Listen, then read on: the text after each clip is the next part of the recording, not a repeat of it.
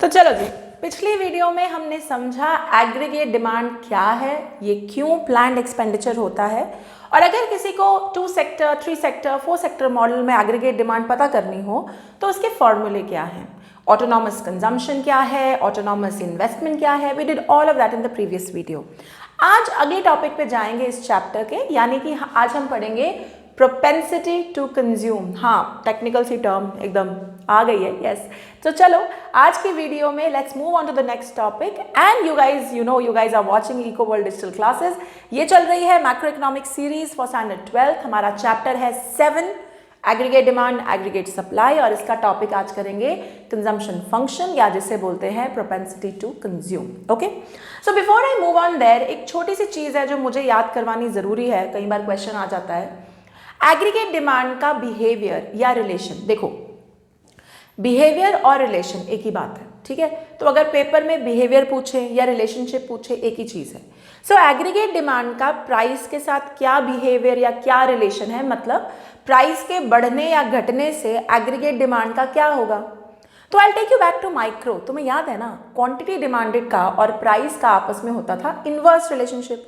तो that stands true for aggregate demand also. जब महंगाई बढ़ती है, जब प्राइसेस राइज होती हैं, तो एग्रीगेट डिमांड कम होता है, और जब प्राइसेस फॉल करती हैं तो एग्रीगेट डिमांड बढ़ जाता है। ओके, तो यानी with price rise aggregate demand is going to fall, with price fall aggregate demand is going to rise.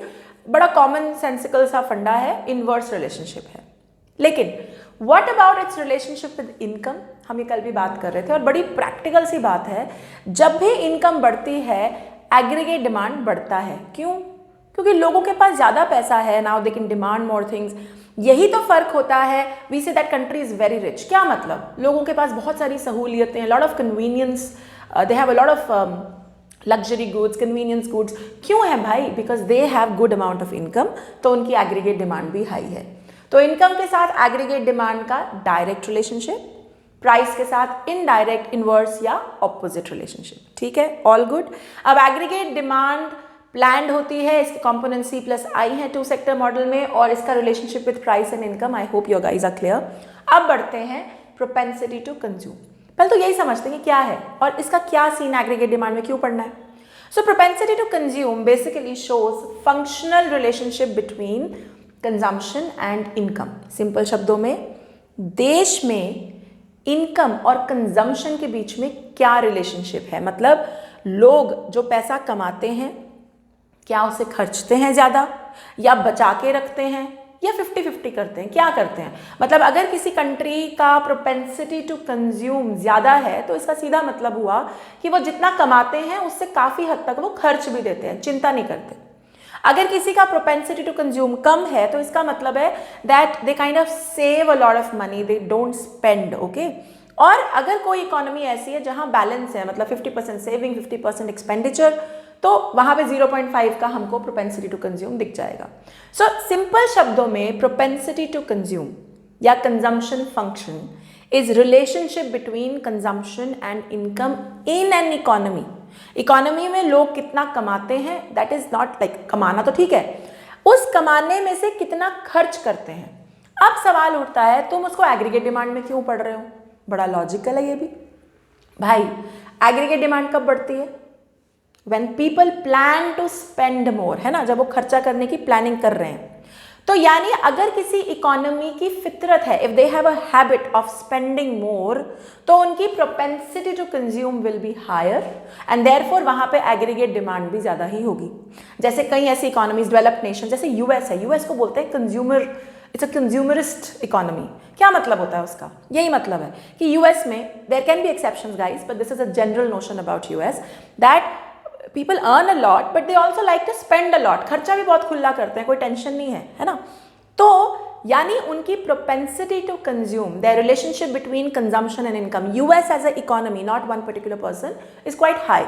जितना ज़्यादा propensity to consume होगा उतना ही इकोनॉमी में डिमांड, एग्रीगेट डिमांड अप होगी। यहाँ तक बात क्लियर है? अब इंडिया में सोचो क्या है, हमारी propensity to consume over the last 15-20 years काफ़ी बड़ी है। तुम लोगों ने ऑब्वियसली ये चेंज नहीं देखा, लेकिन हम लोगों ने, I have seen this change in my life time, कि जब हम छोटे थे from the time that we are today, बहुत फ़र्क आ गया हमारे स्पेंडिंग हैबिट्स में। और हमारे जो घर के बड़े हैं ना, तुम उनको देखोगे, मतलब मेरे पेरेंट्स वाले लेवल, मेरे इन लॉज वाली level, they don't like to spend too much, क्योंकि वो उस टाइम से आए हैं जहां प्रोपेंसिटी टू कंज्यूम वाज लो।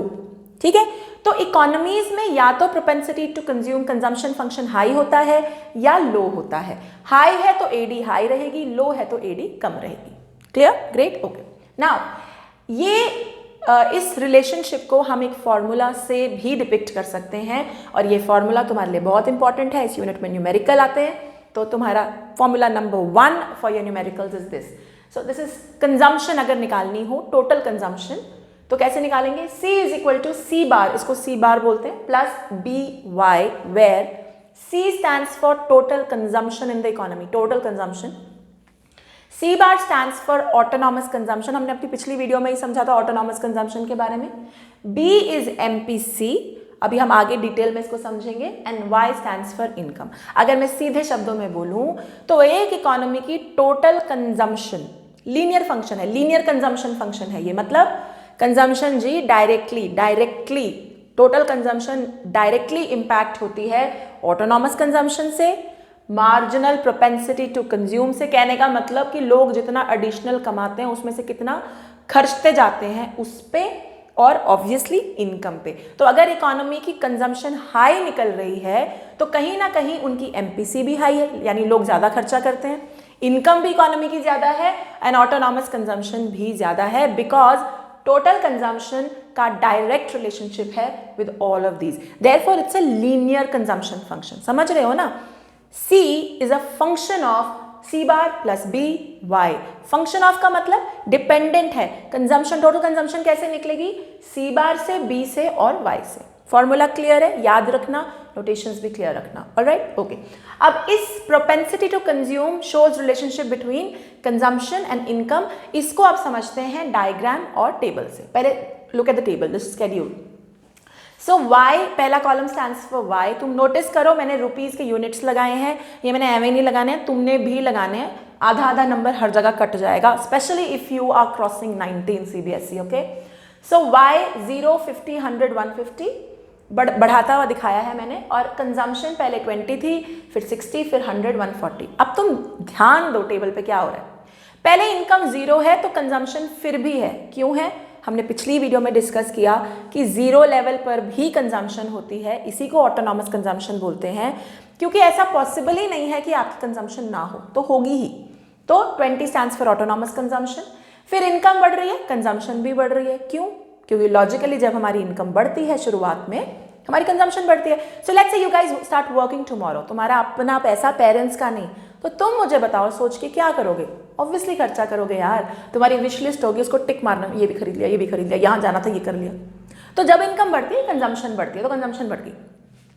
फिर एक टाइम आता है जहां तुम्हारी इनकम और कंजम्पशन इक्वल हो जाती है, यानी शुरुआत में तुम्हें जो खरीदना था, ये सबके साथ होता है guys, it might happen with you also, there might be exceptions, but majorly यही होता है। So when I started my first job, I had a list, ये खरीदूंगी, वो करूंगी, यहाँ जाऊंगी, सब कर लिया जी, पैसे कमा लिए, कमाते कमाते थोड़ा सा करना शुरू कर दिया। फिर एक टाइम आया कि इनकम और कंजम्पशन इक्वल हो गई, मतलब जितने पैसे कमा रहे हैं उतना ही खर्च रहे हैं, ऐसा भी टाइम आया।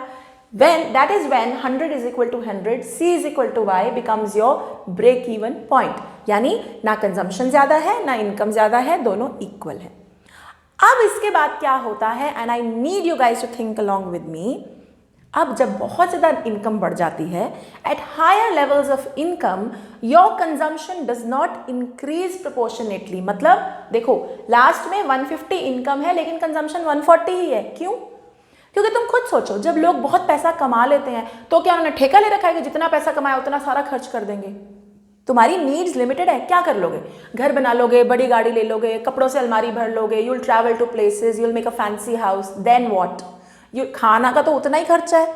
अब ऐसा तो है नहीं कि तुम हीरे जवाहरात खाने बैठ जाओगे, है ना?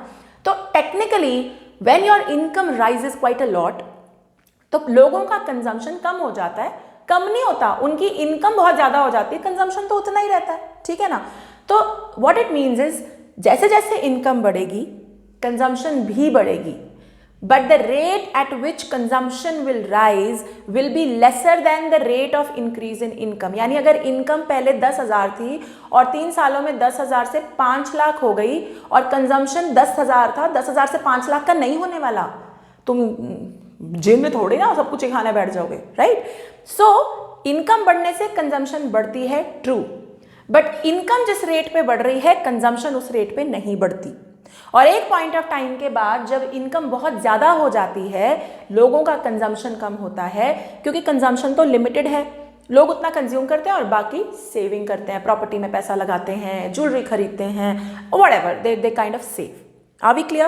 So that is why in the table 0 पे 20 means autonomous consumption, 50-60 means C is greater than Y initially, फिर C is equal to Y मतलब break even है, and finally C is less than Y। जब higher levels of income होते हैं people tend to consume less and save more। Same relationship हमने diagram में दिखाया है, income axis, consumption axis, this is OY is my income curve and I will show it from the origin because income हमने zero ली है। income zero हो सकती है ना? हाँ हो सकती है, तो जीरो से शुरू किया। ये 45 डिग्री का एंगल है क्योंकि हमें ध्यान रखना है कि हमारा 0y curve becomes equidistant from both the axes, दोनों एक्सेस से इक्विडिस्टेंट हो, इधर उधर एंगल नहीं बनाने। कंजम्पशन कर्व पॉजिटिव एक्सिस से शुरू होता है, पिछली वीडियो में डिस्कस किया। कंजम्पशन कभी जीरो से नहीं शुरू होता because even at zero level of income कोई ना कोई कंजम्पशन तो होगी, and that is OC, autonomous consumption, और वही 20 थी यहाँ पे। कंजम्पशन कर्व थोड़ा फ्लैटर है अगर आप देखें। और ग्राफ कैसे पढ़ना सिखाया था, याद करो, ओरिजिन से कोई चीज शुरू होती है जीरो, एक्सेस कोई चीज टच करती है जीरो, जो ग्राफ ऊपर वो ज्यादा, जो लाइन ऊपर वो ज्यादा, जो लाइन नीचे वो कम। इंटरसेक्शन मींस इक्वालिटी, याद रखना, इसको भूलना मत। तो यहाँ पे कंजम्पशन कर्व ऊपर, इनकम कर्व नीचे, तो C is greater than Y। फिर E पे दोनों इक्वल, यानी C is equal to Y, break even point. And finally you can see the income is rising, the consumption is also rising, upward sloping curve है, बढ़ तो दोनों ही रहे हैं, लेकिन इनकम ज्यादा बढ़ रही है, कंजम्पशन उस रेट से नहीं बढ़ रही। So finally Y is greater then C। Like I said in the previous class, मेरे लेबल्स को देख लो और घोंट लो, क्योंकि लेबल ऐसे ही करने हैं टेबल में भी और इसमें भी। If you really want to score well, number cut जाते हैं हर चीज के। Let's be very detailed, very meticulous, very planned in our attempt, so that teacher को मौका ही ना मिले मार्क्स काटने का। Okay, so this is propensity to consume. उम्मीद है कि तुम्हें क्लियर है कि प्रोपेंसिटी टू कंज्यूम क्या है, उसका फॉर्मूला क्या है, and you are clear between the relationship by the table and the diagram as well. Okay, अगर आप लोग मुझे यूट्यूब पे देख रहे हैं तो like, share, subscribe and comment करना बिल्कुल मत भूलिएगा। और अगला वीडियो में we will start talking about aggregate supply and propensity to save. Till then stay tuned, bye bye, take care.